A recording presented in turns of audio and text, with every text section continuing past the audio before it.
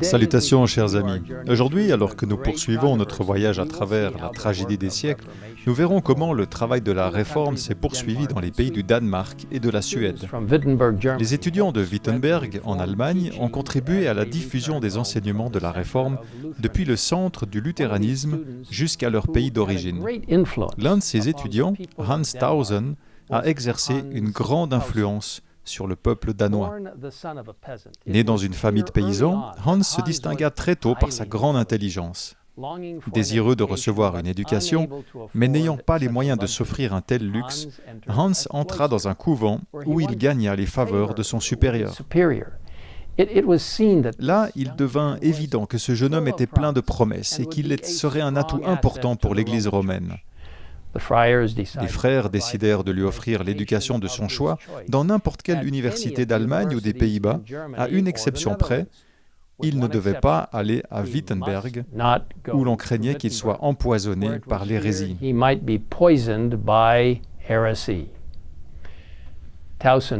Tausen se rendit donc à Cologne, l'un des bastions de l'Église romaine, mais il fut rapidement dégoûté par le mysticisme qui y était pratiqué. À la même époque, il découvrit les écrits de Martin Luther, qu'il lisait avec émerveillement et plaisir.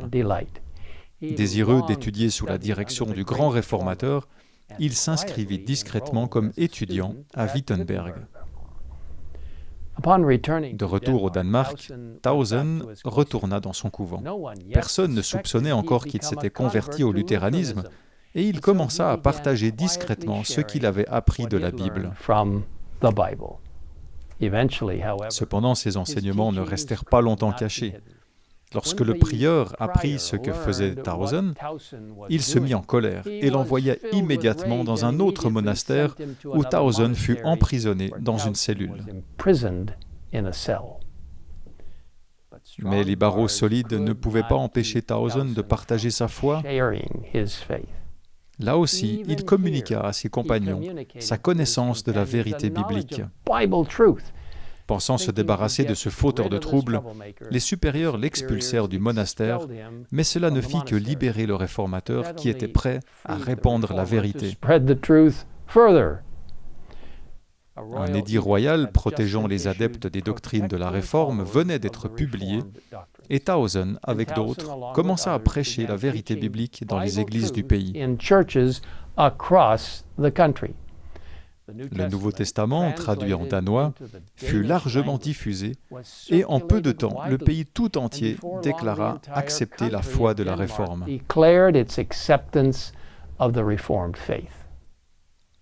L'influence des enseignements de la Réforme de Wittenberg se fit également sentir dans le pays scandinave de Suède.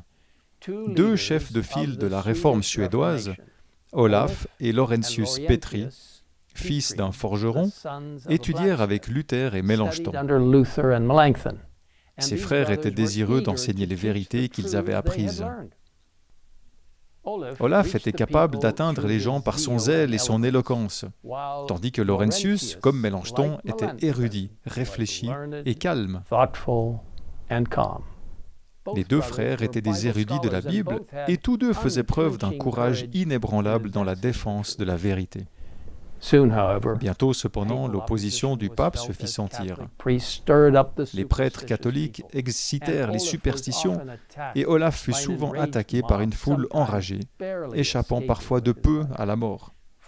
Heureusement, ces réformateurs furent protégés par le roi, qui favorisa les enseignements de la Réforme protestante, autorisant donc les frères à continuer à prêcher. En présence du monarque et des hommes les plus éminents de la Suède, Olaf Petri défendit la foi réformée contre les champions de Rome. Il affirma que les enseignements des pères ne doivent être reçus que s'ils concordent avec les saintes Écritures. Il déclara également que les doctrines essentielles de la foi sont enseignées dans la Bible d'une façon si simple et si claire que tous peuvent les comprendre. Ce sont là des points importants et utiles à garder à l'esprit aujourd'hui. Premièrement, tous les enseignements religieux doivent être en accord avec les Écritures. Deuxièmement, Les enseignements de la Bible sont présentés dans les Écritures d'une manière claire et simple afin que tout le monde puisse les comprendre. Il est intéressant de noter que certains prétendent que seuls les érudits peuvent vraiment comprendre le sens des Écritures. Mais au cours de l'histoire de la Réforme, en particulier lorsque les gens ont reçu la parole de Dieu dans leur langue maternelle, la Bible est devenue claire pour eux. Les érudits, comme les paysans, pouvaient comprendre les Écritures.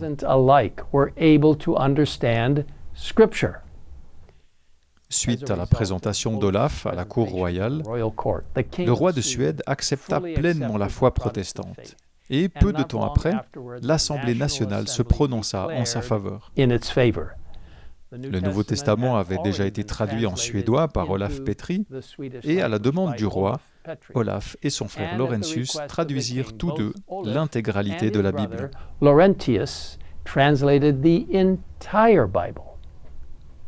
Les écoliers suédois apprirent à lire la Bible, et peu à peu, mais sûrement, les ténèbres de l'ignorance et de la superstition se dissipaient sous la lumière bénie de l'Évangile. Chers amis, aujourd'hui comme hier, nous pouvons nous prévaloir de la promesse de lumière que nous offre la parole de Dieu. Dans le psaume 119, au verset 130, nous lisons « La révélation de tes paroles est claire, elle donne de l'intelligence à ceux qui manquent d'expérience. » Laissons la lumière de la parole de Dieu briller dans nos cœurs chaque jour, en la lisant et en lui demandant de nous guider. Et maintenant, je vous invite à prier avec moi. Père Céleste, je te remercie infiniment pour la puissance de la parole de Dieu. La parole de Dieu qui clarifie, la parole de Dieu qui éclaire, la parole de Dieu qui vient directement du ciel, qui vient à nous pour nous donner du courage et de l'espoir, de l'instruction et de l'éclairage. Maintenant, Seigneur, nous te demandons de nous aider, comme l'ont fait les réformateurs, à partager cette parole avec d'autres, en donnant aux gens du monde entier, et oui, même à ceux de notre propre quartier, des encouragements pour l'avenir. Car nous savons que Jésus reviendra bientôt, et en ces derniers jours de notre histoire, tu nous demandes de proclamer ces précieux messages bibliques afin d'apporter espoir et encouragement à tous ceux qui sont désorientés aujourd'hui. Merci de nous écouter dans cette prière et merci encore pour la parole de Dieu. Nous te le demandons au nom de Jésus. Amen. Amen.